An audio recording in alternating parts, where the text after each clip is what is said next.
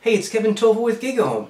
Today I've got a T-Mobile myTouch 4G slide review unit that just arrived. This phone is due out later this month on T-Mobile's US network. And we'll do a quick unboxing and then take a closer look and see what this phone's all about. So, inside the box, I've actually taken it out and done a quick setup and spent a few minutes playing with it. We've got the 4G slide right there. And it's running Google Android 2.3.4, which is actually the latest version available. There aren't many phones shipping with 2.3.4 as of right now, so this will be among the first. There is a front-facing video camera on this. We'll talk about it in a minute, but I bring it up now because this version of Android does support Google Talk video chatting. Unfortunately, so far, in the few minutes I've spent with the phone, it doesn't look like it's enabled on this particular device. There is Quick for video chatting, but not Google Talk support, or I just haven't played with this enough just yet. So, we'll put this aside for a second and look and see what else is in the box.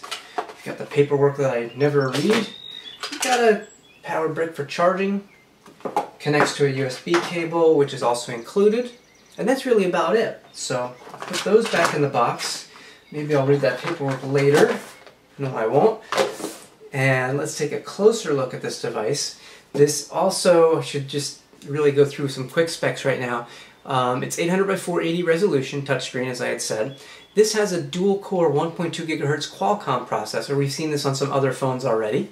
It does have the slide-out QWERTY keyboard. It's 4 rows. Weight-wise, it's about 6.5 ounces, which, you know, and that's partially because it's a little thicker than, say, here's a Nexus 1. It's a little heavier because it has a slide-out keyboard, so that's totally understandable. The big claim to fame, and this is what T-Mobile is going to push with this device, is the 8 megapixel camera on the back, and there's actually some software, some extra scene modes that will allow you to take different types of pictures. We'll talk about those in a second.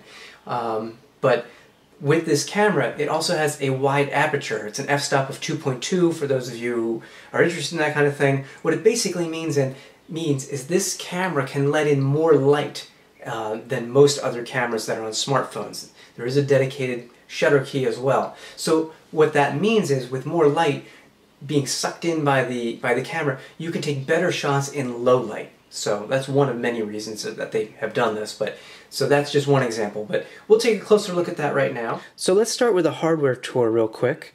Here at the top we've got our speaker, the front-facing camera, which I had mentioned. And on the bottom we've got, they're not capacitive buttons, these are actual buttons. They're very, not very tall, they're small, don't have to press very hard or anything, they're pretty soft buttons. And I've noticed that with the keyboard as well. Here we have a little directional pad which doubles as a button as well. And let me slide that open so you can actually see the keyboard since I mentioned it. 4 rows, as you can see, it does light up when it needs to, so it is backlit. So far, it's probably the softest hardware keyboard I've ever played with. It's very similar to some prior HTC keyboards that I've used in the past a couple years ago, but boy oh boy, it's just like really, really soft. You barely tap these keys. It's got a nice feel to it, although some people may not like that.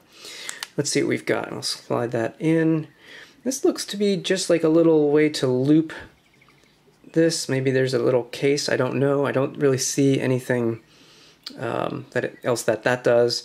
There's a little microphone port right there on the bottom. On the right hand side, as we look at this, let me go back to the home, there is the shutter button for the camera, nothing else on the right side. Up top we've got a 3.5mm headphone jack, we've got the power awake button up here, and on the left hand side, pretty typical, we've got the toggle switch for volume up, volume down, and then the micro USB port. Here, let me flip this around on the back side, we've got the 8 megapixel camera, autofocus, dual LED flash, and we've got a speaker here. Let's just take the back cover off. Sometimes these are hard to take off, but this one is not. It's actually quite easy. That gives you another look at that camera sensor and the dual LED flash. The battery is 1520 milliamps. Here we've got an 8 gigabyte micro SD card already inserted that comes with the phone. You can take that out while the phone is actually operational. It's not hidden by the battery, which is great. And of course your SIM card slot as well. So that's a hardware tour. Again, it is a little bit heavy at 6.5 ounces, but I think that's fairly common for something with a slide-out keyboard. It's got the same exact screen size as my Nexus 1.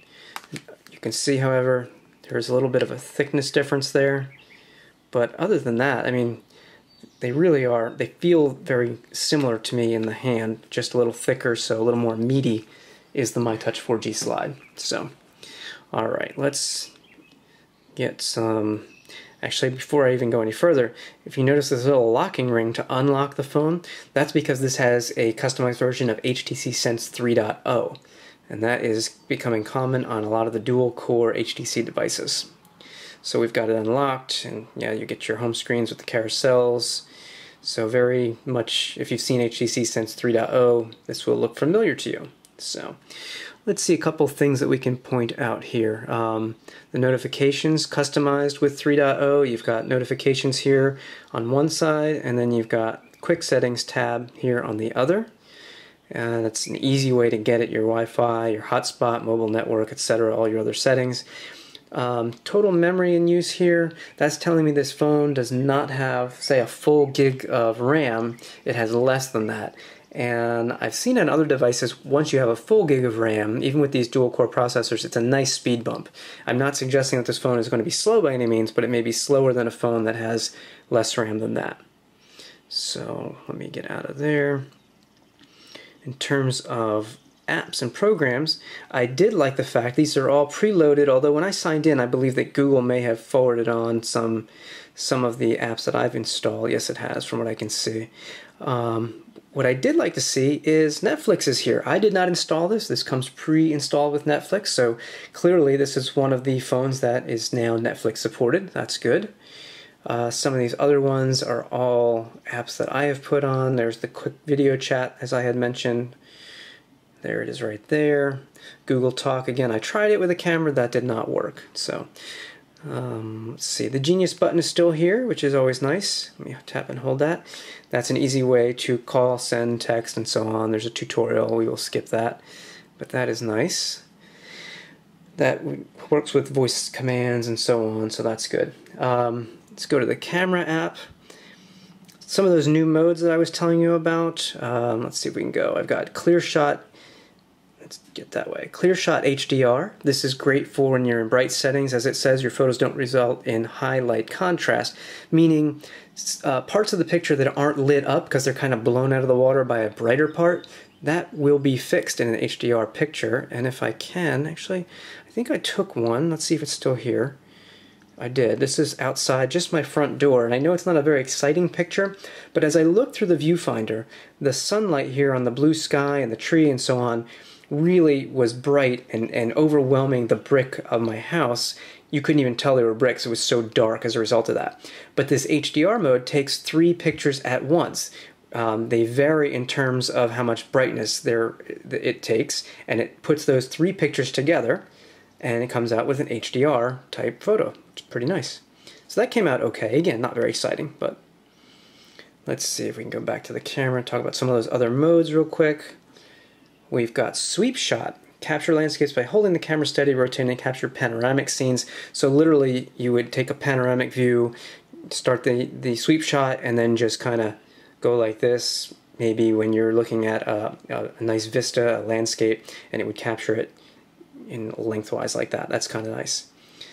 Let's see, we have burst shot. That was the other one. Multiple photos in a quick burst, so you don't miss the perfect photo. Here, let's just do that.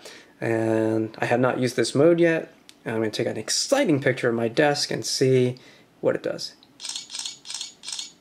Well, there you go. 5 bursts. It will process them. And then I should have 5 that I can choose from. So that way you kind of don't miss a picture. Probably great for action scenes. Let me go back. Didn't mean to go back, but let me go back and see if I can show that HDR mode as well. Change that setting to, that's night mode. Where's my HDR? There it is. Clear Shot HDR.